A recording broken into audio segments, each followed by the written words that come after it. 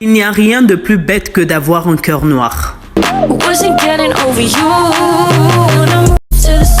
Bonjour à tous, j'espère que vous vous portez bien. Appelez-moi Raina Benz. Merci de vous abonner et de cliquer sur la cloche de notification.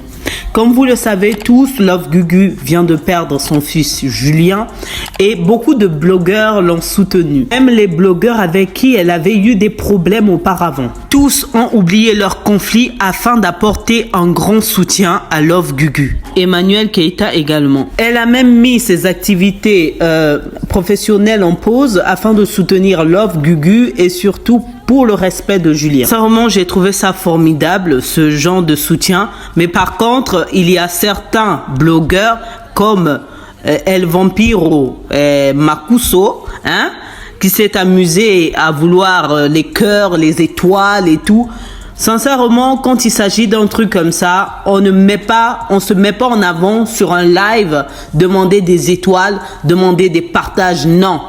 Tu fais un live propre, sincère et dans la discipline et dans la tranquillité. Quand il s'agit de la mort d'une personne, on fait les choses avec discipline, avec respect et sans attendre une monétisation derrière. Comme vous le savez tous, dans la famille des chiens, il y a toujours des chihuahuas.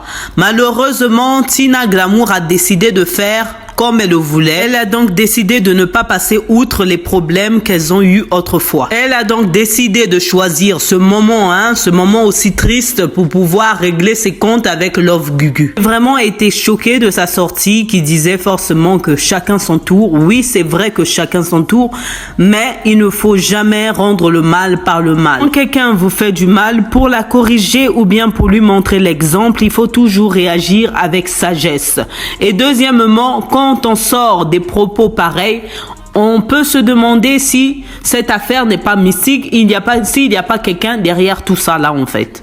Donc à un moment donné, Tina Glamour, merci de surveiller ta langue. Je ne conçois pas le fait que Love Gugu aurait auparavant clashé Tina Glamour lors du décès d'Arafat, mais j'aurais aimé que ses douleurs passées à ressentir certaines choses que d'autres auraient créées lui donnent autant de sagesse que de grandes portions d'idiotie. Dans son discours, elle dit ceci: dans la vie, il ne faut pas se moquer d'une mère qui a perdu son unique fils. Dieu s'appelle le temps. 2019, j'ai été insultée et humiliée par cette dame qui vient de perdre aussi son fils unique. Cherchez la vidéo de Love Gugu me disant n'importe quoi. Il faut faire attention avec Dieu. Sincèrement, je comprends sa frustration et sa colère, mais par contre, ça ne servait à rien de rendre le mal par le mal. Elle devait la corriger avec sagesse. Vu qu'elle dit que Dieu ne dort pas, il faut se dire également qu'elle a encore un enfant. Donc, il faut arrêter de tenter le diable. Quel que soit ce qu'on peut nous faire, il ne faut pas être satisfait de la mort d'une autre personne.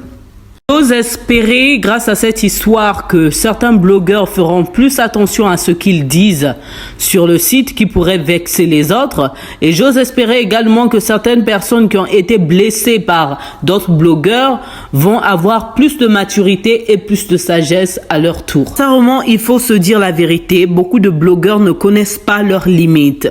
Il faut savoir qu'il ne faut pas, par exemple, inventer les vies à une personne, par exemple, la traiter de vendeuse de piment. Ça, je suis pas d'accord de ça. Ou encore de mêler les enfants des autres dans vos conflits stupides.